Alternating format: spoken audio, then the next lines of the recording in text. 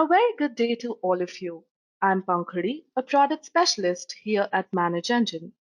On behalf of everyone at Manage Engine and AD Manager Plus, I'd like to thank all of you for taking out time from your busy schedules to be a part of this webinar.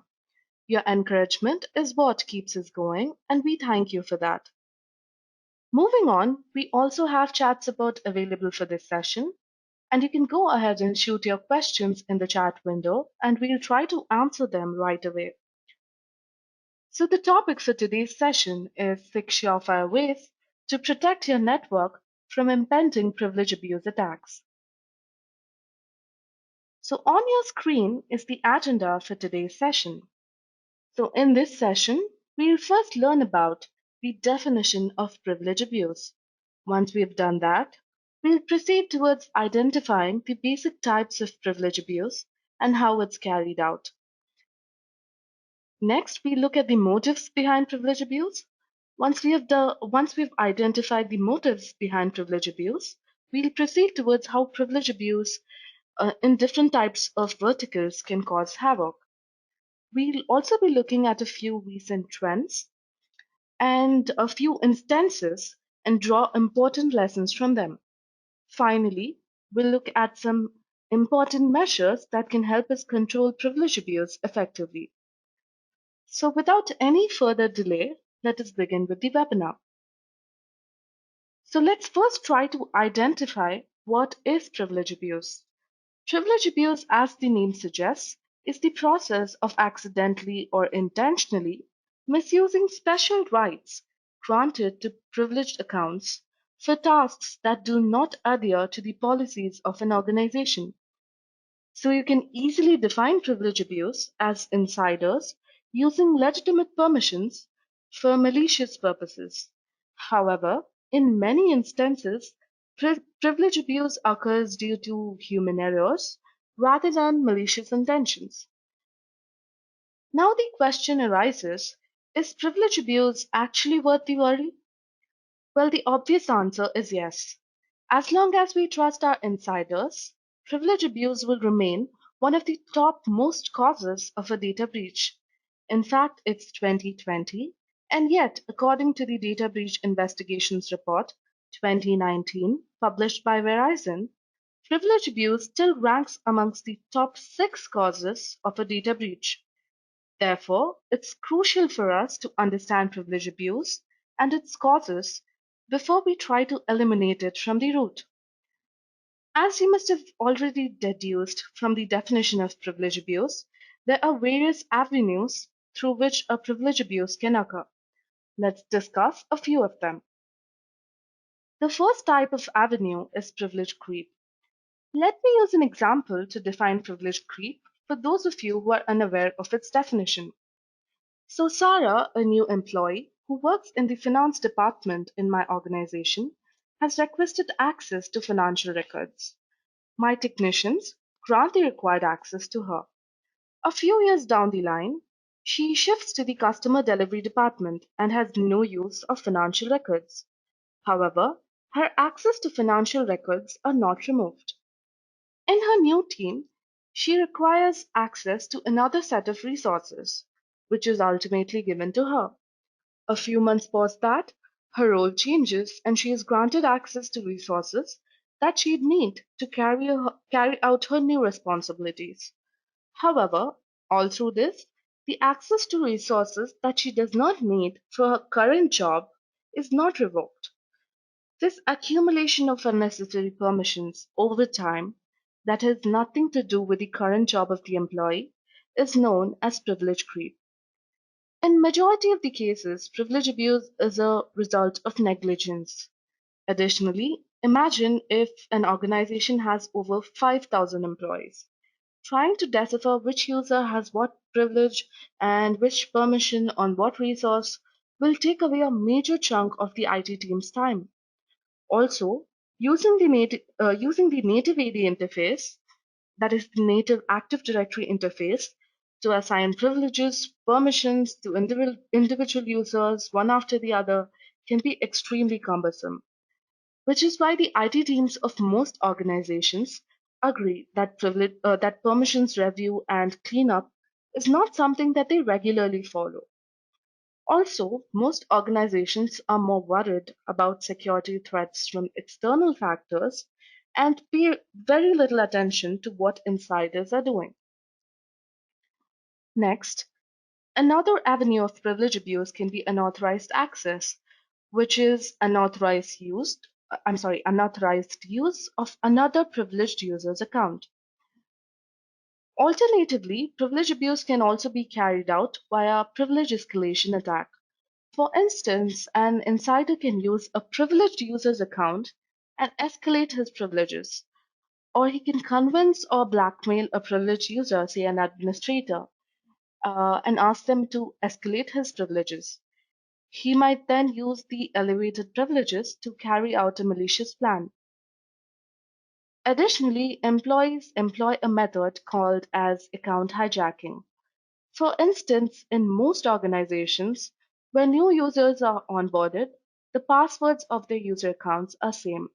Now imagine that the passwords of the user accounts are same, and they are supposed to change that once they log into their systems. Now imagine that a new user does not turn up. In such a scenario, an existing user can start using this unused account to carry out fraudulent activities. This is known as account hijacking. While we are on the topic of privilege abuse methods, we also need to talk about human errors and how they can lead to privilege abuse attacks. So, while copying data on a flash drive, and a privileged user might copy sensitive data accidentally. So, this can lead to a data breach in the future. Additionally, organizations may have partnered with other organizations, and data breach in those third party institutions or organizations with which one organization has partnered with might create a huge impact on the first organization security. So, say an organization partners with a third party institution, and there's a data breach in the third party institution that might impact the security of the main organization as well. So now that we are clear on the avenues of carrying out a privilege abuse attack, it's time to understand the impact of privilege abuse. To understand the impact of privilege abuse, let's look at a few real world instances. So the first instance happened at Nebraska Medicine. So on December 4th, 2019, Nebraska Medicine reported a data breach after it found that an employee accessed sensitive patient data, including medical records, social security numbers, and more, which was beyond the scope of his responsibilities. The compromised information included names, addresses, dates of birth, um, medical record numbers, social security numbers, license numbers, and also clinical information such as physician notes, laboratory results, and imaging data. During an internal security audit of the electronic medical record system, the medical center found that the employee had access to patient records from July 11, 2019 to October 1st, 2019, which was when the breach was discovered. Once the breach was discovered, it immediately took steps to restrict the access, and the employee in question was fired after the investigation. Now, the next incident that I'm going to talk about involves Poshmark. So, on August 1st, 2019, California based social commerce marketplace Poshmark issued a security notice that unauthorized users had accessed personal data of users. The compromised user information included usernames, first names, last name, genders, locations, email addresses, size preferences, encrypted passwords, and details of users' linked social media profiles. As soon as the attack was detected, Poshmark hired a forensics expert to investigate and understand the extent of the breach. Now we are going to discuss one last case of Lions companies. On August 23, Delaware-based insurance broker firm Lyons Companies notified its clients that it fell victim to a data breach. The compromised information includes names, contact details, driver license data, bank information, date of birth, medical records, and health insurance information. Social security numbers of some individuals may have been compromised as well. What actually happened was that on March 12, 2019, Lions Companies detected unusual activity in its employee email accounts. It hired a third party cybersecurity forensics team to investigate. The findings revealed that two of their employees' email accounts were accessed by unauthorized users. The first email account was accessed between February 4th and March 12, 2019, and the second account was accessed for a few hours on March 12, 2019. Even though they were able to discover the full extent of the breach, they reviewed the information of the client that were present in the compromised employee email accounts and notified the potentially impacted customers. Hence, learning from these real life incidents, we can conclude that privilege abuse is very much a big threat and can be devastating for us if the necessary measures are not taken to control it. Now, I have some stats with me. These stats will help us understand how serious is the damage caused by privilege abuse so that we can look towards measures for preventing it. The first data that we are going to see is about the motives behind privilege abuse. So, according to the Data Breach Investigations Report 2019 published by Verizon, 70% of the privilege abuse perpetrators or privilege abuse agents were motivated by financial gain. Another 20% were motivated by espionage, and the rest 10% were motivated by personal grudges, fun, and other factors. Now we are going to refer to this same report to identify the privilege abuse stats in various sectors and verticals. So in the healthcare industry, privilege abuse ranks amongst the top three patterns of data breach, and a whopping 59% of the threat actors involved in data breaches are internal. The types of data that are affected include medical information, personally identifiable information, and of course, credentials.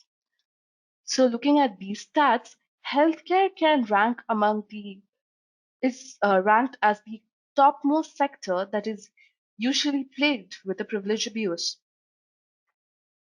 Similarly, privilege abuse ranked among the top three patterns of data breach in the manufacturing industry as well, with around 30% of the actors involved in data breaches being internal. The types of data that were affected include credentials, internal data, and of course, business secrets. You can find similar stats in the public administration department as well, where again privilege misuse was listed as the top three used patterns for a data breach, and 30% of the threat actors involved were internal. In the financial and insurance department or financial and insurance sector, again privilege misuse is listed amongst the top three patterns, and a whopping 36% of the threat actors involved are internal. In the retail sector, again, privilege abuse can be ranked in the top three patterns, and 19% of the threat actor involved are internal. Now, after looking through so many factors and etc., it helps us identify how privilege abuse can plague any industry and how much our own industry is prone to privilege abuse. Now, after looking through so many facts and figures, we can be clear about one thing. If we want to stop privilege abuse from happening, we need to be strict with the privileges that we grant. We need to ensure that only the required level of access permissions is assigned to users, that too for a specific time period. If a user does not have great privileges at all, how will he or she even misuse it? Similarly, if we have limited privileged access, even if an attacker somehow chances upon the account of an insider, he'll not be able to misuse it, as the insider's account will not have the necessary privileges to begin with. Hence, it's really important for organizations to follow the zero trust infrastructure and provide only those privileges to a user that's needed for their current jobs. Let us now discuss the airtight measures that can help us keep privilege abuse at bay. So, the first measure that we'll be discussing is streamlining privilege management. Privilege creep happens because technicians forget to revoke the assigned permissions on time. Often, technicians have so many tasks to take care of that when a privilege escalation request is raised, they grant the request and move on to the next task, and forget to revoke the granted privilege or permission when the user's requirement is over. That is, they are loaded with so many tasks that they have to assign these permissions and revoke these permissions individually or on a one on one basis. So they remember to assign the permissions, but obviously, since it's done on a one on one basis, they forget to remove it over time. So this is a big problem if you're looking to assign privileges to users individually. Of course, it's not possible for them to remember whose access has to be revoked when. A better practice would be to assign privileges via groups, where you can categorize all the similar user accounts under a specific group and assign least privileges directly to that group. Later on, once the user's requirement is over, you can revoke the group membership of that user. Let's look at an example. Your organization has procured new financing accounting software. Instead of assigning access rights to each user individually, you can simply give the finance group appropriate permissions for that software. Once the user's work is over, remove the user from the finance group. In native AD environments, you need to use complex PowerShell scripts if you wish to add multiple users to a specific group at once. A more efficient approach is AD Manager Plus, an identity and access management solution that allows you to add multiple users to a specific AD group using a CSV file without using any script. What's even better is that you can use an automation policy to add users to privileged groups and use the same policy to revoke the privileged group membership at a specific time once the task for which the privilege was required is over. So let me give you a quick demo. So I'm going to log into my ED Manager Plus console. Yes, I'm going to log into my ED Manager Plus console. And over here, I can show you how we'll be using the automation policy to automate the entire group membership management process. So for this, I log into the ED Manager Plus console and I'll go to the automation tab and I'll go to automation policy and I'll go to create new automation policy. So before we begin with defining the policy, let me give you an example. So I have a privileged group called finance group to which I've assigned privileges for financial records. Now a certain user has requested for privilege elevation or permissions elevation to finance related resources. So what I'm going to do here is I'm going to rename this policy as finance. I'm going to set the automation category as user automation, set the domain name. Now my instant task is going to be add to group and I'm going to set the finance group here. So I'll click on the search icon, search for the finance group, select the finance group and click OK. Now I'm going to add another successive task that states after 30 days of adding users to this group, they must be removed from the same group. So the finance group is a privileged group. And what I'm going to do is, because they have requested for permission elevation or privilege elevation, and those privileges I've granted to the finance group, I'm going to add them to the finance group so that they will automatically get the permissions.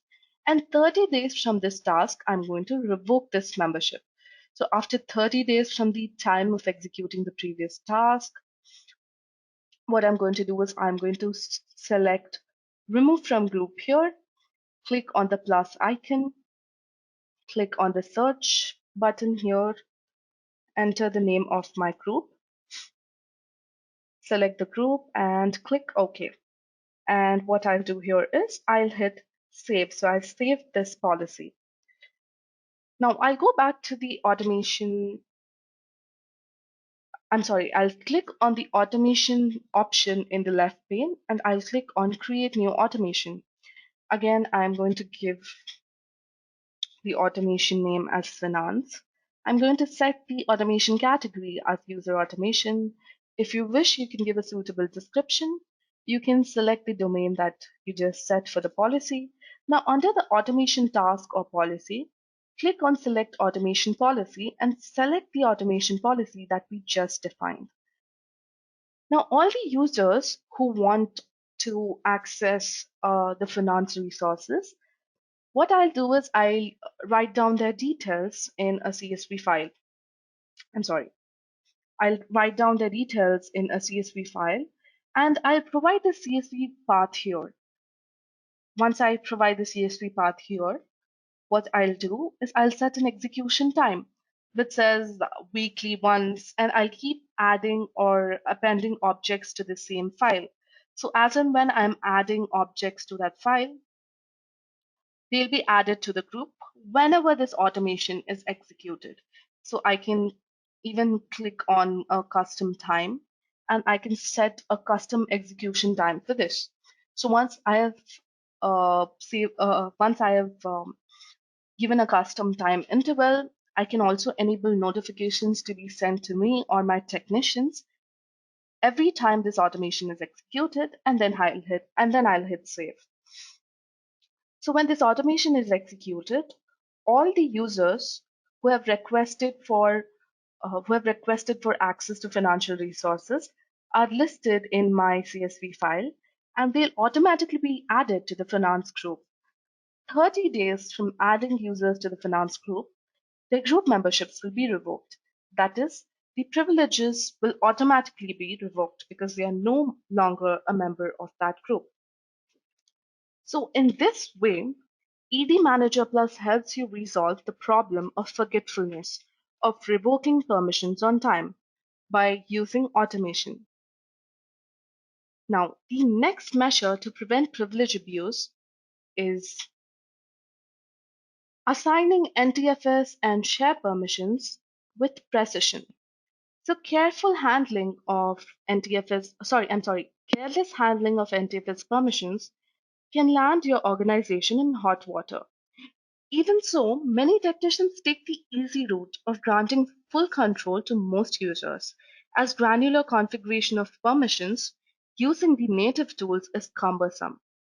A better practice is to review a summary of who has what kind of access to which folders before you decide on assigning fresh permissions to users. Identifying the summary of permissions using the native tools is difficult. Hence, you can again use ED Manager Plus to identify the existing permissions of accounts on folders. Once you're clear about which folder has what permission, which user has what permission, you can then use ED Manager Plus again to modify NTFS or share permissions and assign or revoke the necessary permission. So we'll go back to the ED Manager Plus console again. And ED Manager Plus offers a host of prepackaged reports. So from this, because we're talking about NTFS and share permissions and reports, we're going to be looking at two types of reports here, which is permissions for folders.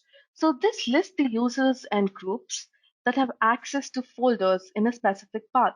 So permissions for folders, we already have a few NTFS and share permissions for this particular for a folder in this particular path. So you can list all those permissions. This is like a summary. You can identify the permissions here. Similarly, you can go back to the NTFS reports and you can also find out folders accessible by accounts. So you can check for folders in specific systems and specify the account names and and also give the kind of access or the type of access. And this will help you identify all the folders over which certain accounts have permissions. Once you're clear about that view, Managing NTFS and share permissions becomes easier. So you can do NTFS permissions management, NTFS and share permissions management from AD Manager Plus as well. So all you have to do is once you know the summary, you know who has what permissions using the report section, you can go to the management tab, click on file server management, and you can go to the modify NTFS permissions section. So in this section, you can select multiple folders.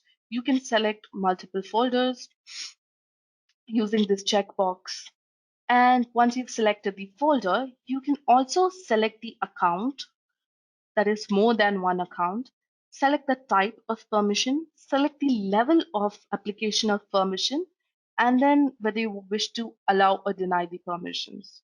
So what you can do is you can assign, revoke, or modify permissions of multiple users for multiple folders at once using AD Manager Plus. The same holds true for share permissions as well.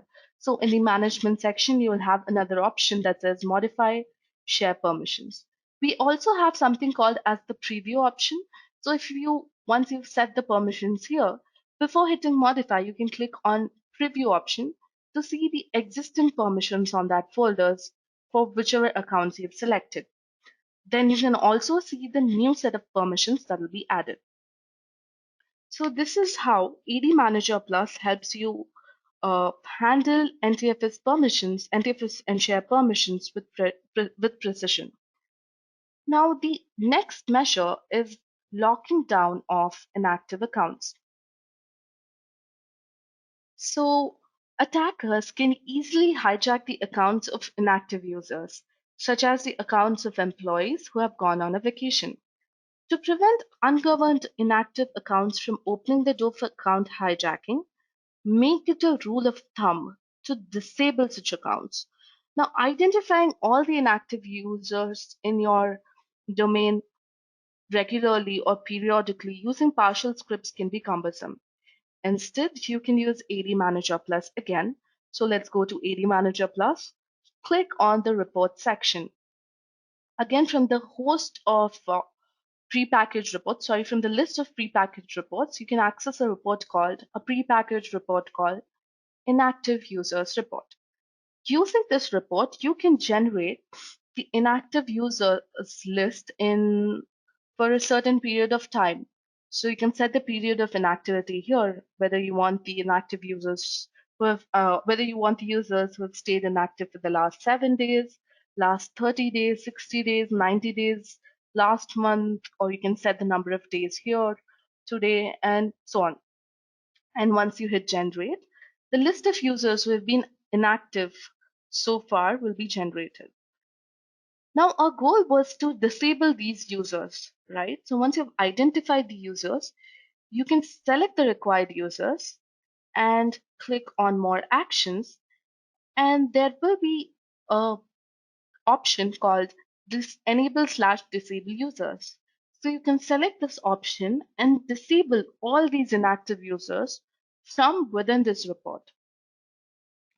There are other actions that you can perform as well, such as modifying profile attributes, custom attributes, group attributes, moving users, moving or deleting home folders, log on hours, directly deleting the users. There's also a shortcut right here for you to disable these users from within this report.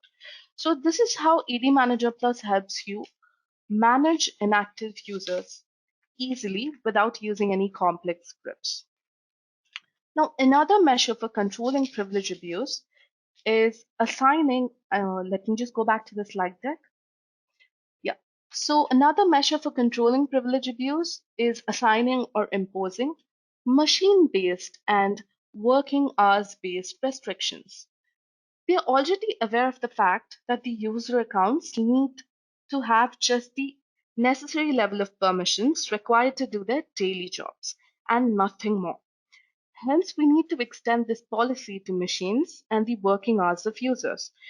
So we restrict a user's account to a stipulated number of hours and to a specific workstation. Let's look at an example. If the day shifts hours are from 10 a.m. to 6 p.m., then according to the least privilege principle, those employees shouldn't be able to log into their accounts after 6 p.m. Limited user working hours should be implemented for privileged user accounts in order to effectively avoid security mishaps. Similarly, we'll also limit that specific user to use only a certain workstation and nothing more. In the Microsoft ecosystem, you'll have to employ scripts to configure the working hours or machines of multiple users at once. These scripts are complex to understand and are often difficult to debug. On the other hand, AD Manager Plus allows you to configure the working hours of multiple users or machines of multiple users at once without using any script. So using AD Manager Plus, you can configure the working hours of multiple users, or you can restrict the machines of multiple users at once without using any partial script.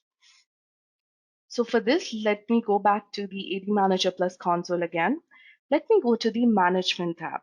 So first, we'll be limiting the working hours of multiple users at once. So I'll click on Log On Hours. Once Log On Hours is done, I've clicked on Log On Hours. I'll click on Select Hours. And I'm going to set the hours. I'm going to set the days on which the user is allowed to log on to their user account. So what I'm going to do is I'm going to select all the days of the week. And this is going to be applicable from 9 a.m. to 7 p.m. And I click allow. So once I have given the settings here, what I'll do is I'll click on CSV input. So I already have a CSV file that lists all the users whose working hours have to be limited. So what I'll do here is I'll click on browse and I'll select my CSV file that has the SAM account name of the users whose working hours have to be limited. And then I'll hit go. So as you can see, the users have been imported. I'll select the usernames and I'll hit apply.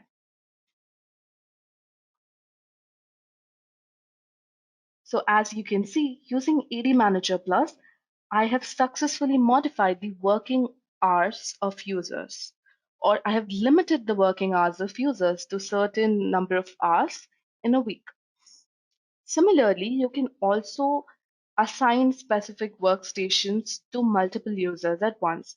So what you do is you again go to the Management tab, you go to User Workstations option, and click on Allow Selected Computers.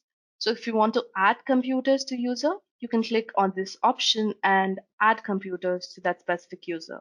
If you want to remove specific computers from users, you can select this option and click on the plus icon and select the required computers.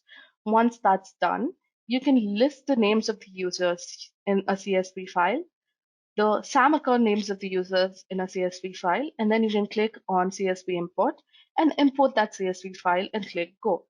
In this way, you can restrict users, multiple users, to certain workstations in one go.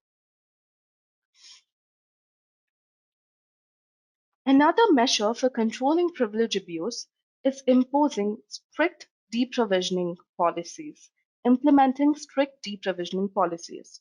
So if your offboarding process is not rigidly enforced, ex-employees might retain access to user accounts and critical resources. Infrequent or irregular deprovisioning could lead to excessive stale accounts, which could lead to higher chances of privilege abuse. Running automated deprovisioning schedules at frequent intervals keeps your AD environment devoid of stale accounts. You should also sync your AD with your HR software or database so that when a user account is deleted from either of these tools, it is also deleted from AD. Additionally, you must remember to delete all the related enterprise application accounts of a specific user who is about to quit. All of these is a little difficult to perform using the native tools. Let me show you how you can do this using AD Manager Plus. So first, I'm going to set a policy that states all the accounts and settings that need to be deleted if my AD user account is deleted. For this, go to the Admin tab and under the Delete Disable Policy, so click on this Delete Disable Policy section and then under Delete Policy, You can select all the folders that you want to delete or move. Delete the remote terminal service home folder, delete remote home folders, delete roaming profiles, delete roaming terminal services profile, delete user mailboxes, export user mailboxes, delete Office 365 accounts, related G Suite accounts. And then if you wish to run a custom script, then you have to select the script and provide the necessary path of running that script. And similarly, you can also override the protect object from accidental deletion option in case it is enabled. And then you can click save. So once you've saved this delete policy, every time an AD user is deleted, all these related actions will take place. That is, all the Office 365 and G Suite accounts of the user mailboxes, roaming profiles, remote home folders, all of these will be deleted simultaneously. Now, once you have saved this particular delete policy, let us now look at how we can deprovision users using the automation policy. So the first step was configuring the disable delete policy. Now, what I'm going to do is I'm going to go to the automation tab and click on uh, create new automation. Now here again you can give the automation name, automation category, description, domain, and under automation task or policy, you can select a policy that is called deprovisioning policy. So in this deprovisioning policy, what I've done is I have specified a series of tasks that are to take place. So first, I wish to identify all the inactive users. So once the inactive users are taken from this report option here, I can go and define the report here. So I can select the report. So whenever this particular automation is executed, first the report will be generated, that is the inactive users report. Then using the deprovisioning policy that I've specified in automation policy, what it will do is it will disable the users. And then next, after 60 days from disabling these users, it will delete the users. In between these, you can also set some successive tasks, such as moving the users to another OU and then stripping off all group memberships of the OU of the user, and finally deleting it. Usually, most organizations have stringent deprovisioning policies, so you can use automation policy to describe all those steps in between. So once you've done that, you can go back to automation, click on create new automation. If you're setting the task or policy as deprovisioning policy, then you can select the report. So here the report that I'll be selecting is going to be inactive users report, or I can go with disabled users report as well. So I'll go with inactive users report, and I'll enter the period of inactivity for which the report has to be generated. I can also use the add condition option here to add additional filters to this report. And once that's done, you can specify the execution time, enable notifications, and then save this particular policy. So what will happen is that every time this particular automation is executed, it'll first generate this inactive users report, then it'll take all the members of this particular report and disable them. After 30 days from disabling that report, it'll finally be deleted. When that particular set of users are being deleted, their associated accounts that we have selected in the disable delete policy will also be deleted automatically. Now, there's one more thing that you can do with this deprovisioning automated automation schedule, and that is instead of selecting deprovisioning policy, I can select some other option that says delete users. So what I'll do is in this automation task or policy,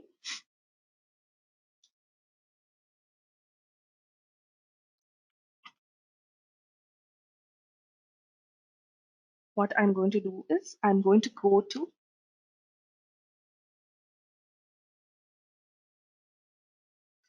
I'm sorry, my mouse is not working.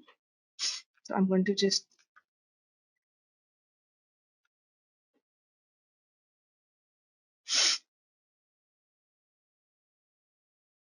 so basically we have an option that's called that, just like create users, we have another option that's called delete users. And when you click on delete users, you have the option of selecting the source uh, of defining from where the users have to be taken. Similarly, if you select delete users here, you can set the data source to be your uh, your HRMS application like Zoho People, Workday, and we also have integrations with Bamboo HR and Altipro. So what you do is once you define the data source here and set the automation tasks to delete users and save this policy, what will happen is as soon as the a particular user record is deleted in the integrated HRMS application, the ED user account of that particular user will also be deleted with the help of this policy.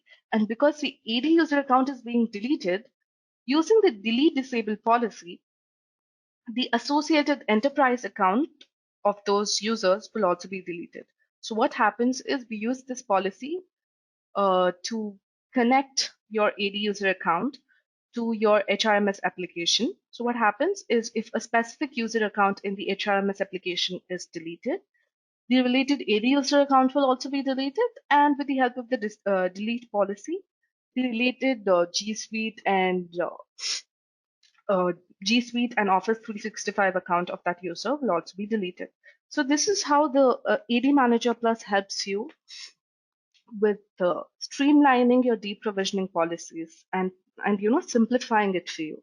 So if you had to do this in the native AD interface, you'll have to do it in multiple steps using multiple scripts or a single script that has is pages long with code, and it'll be difficult to debug and so. But with AD Manager Plus, you can simplify all of this using an automation policy and a delete disable policy. So this is how AD Manager Plus helps you enforce a proper and efficient deprovisioning process, which is extremely important if you don't want your ex-employees walking away or your ex-employees from exerting their rights even after they have left your organization. So the last measure for preventing privilege abuse is implementing an approval mechanism for privilege escalation. Most organizations have no approval mechanism in place before they decide to hike up the permissions of a user. This can lead to an increase in privilege escalation attacks. A better practice would be to push all permission elevation requests through an approval mechanism that involves all the stakeholders of the folder, after which the required permissions are granted only after the request is approved by all the stakeholders. You can follow a similar process for group membership management or group membership assignment. AD Manager Plus offers powerful workflows that can be customized to gain multiple approvals and automatically fulfill the request at the end of the workflow. So let me quickly go to AD Manager Plus and show you the workflow. So in this workflow, as you can see, we can have uh, two levels of approvals in between. So we can have a reviewer, we can have an approver. We can also give more than one reviewers and more than one approvers. So a maximum of 5 reviewers here and a maximum of 5 approvers.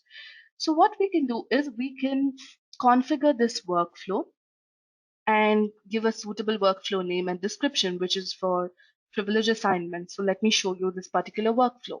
So this workflow states that there are going to be 4 levels. The first level is going to be a requester. So a particular person in the organization can raise a request, and the request, after it has been raised, will pass through a level called the reviewer. In this reviewer level, the assigned technicians, managers, or stakeholders will review the request. Only after they go ahead, give the green signal, this particular request will go through another level that's called the approval level. where again another set of stakeholders will review the entire request. Only after they approve this request, it will be passed to the executor, which will either be an admin or another technician will execute this request. Now let me show you how you can create requests. So you simply have to click on create request and you can select any of these options. So if I want to set folder permissions, I can just click on create request, enter the subject, give the priority. Now the request action is already set. I can select the domain, select the folder, user, permission, and there's something else that you can do here as well. You can set time-bound permissions. So what you can do is you can set the duration, as in the permission must be valid for a specific day, 1 day, 2 hours, 1 hour, 30 minutes, and so on. So you can set time-bound permissions using the workflow. So once the request is raised, you can give send request. Once that is done, from this dashboard, the request will be picked and to whomever it has been assigned, as in if it's been assigned to the reviewers, say the manager of that particular user, that particular person can click on the request, review that request, and then send it for approval. If they're not okay with the request, then they can add comments and send it back. Or they can feel free to decline the request as well. So I'll show you the mechanism behind executing this particular workflow. So there's something called this permissions assignment that I've already created. Let's edit this and see. So the action that I've set here is set folder permissions. So under request review, what I've done is that I have assigned the review process to the manager of the user who has raised the request. Next, once the manager gives the green signal, if it's approved, then it goes to the request approval section where it's assigned to the AD manager plus administrator. So the AD manager plus administrator looks at all the details. Only if he or she is okay with all the details, he or she approves the request. And then it goes to the request execution process where a technician or a help desk technician executes this particular request. So this is a rule and there's an execution priority that you need to set for this rule. Now you can assign or select requesters from the requester section, select the workflow technicians from this section, and also assign requester roles from this section. So this is how ED Manager Plus helps you utilize a powerful workflow to streamline the entire privilege elevation process. So these were the airtight measures to safeguard your organization from impending privilege abuse. Now, here are a few highlights of AD Manager Plus. So AD Manager Plus is our identity and access management solution that also simplifies user lifecycle management, group membership management, privilege management like we just saw, and more. So using AD Manager Plus, you can provision multiple users across multiple platforms like Active Directory, Office 365, Microsoft Exchange, and G Suite simultaneously. You can also get in-depth information on EDA Exchange Office 365 with 200 plus prepackaged reports that have built-in management actions. You can automate routine tasks like ED cleanup, bulk user provisioning, and more. You can reset passwords, unlock user accounts, and create custom reports. You can schedule incremental backups, perform granular recovery of AD objects, and more. You can manage NTFS and share permissions using AD Manager Plus as well. We also have a host of other features here as well. So this brings us to the end of this session, that is 6 surefire ways to prevent an impending privilege abuse attack. So looking at these stats and figures that we discussed and the real world examples really makes us think that there's no use of crying over spilt milk.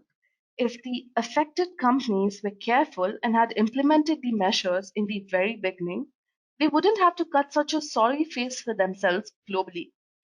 Hence, now is the time to implement measures and keep privilege abuse from happening, rather than encountering a privilege abuse and then putting up corrective measures. You must therefore give AD Manager Plus a try and see how it helps you keep privilege abuse at bay. So that's all for today. I'd like to thank all of you for being such a great audience. Hope this session has been insightful for you. If you have any doubts or queries regarding this topic or AD Manager Plus in general, then you can easily reach out to me or the support team at the email address displayed on the screen, and we'll be happy to help you out. Before we end this session, I'd like you to answer a few questions for me, basically two questions for me.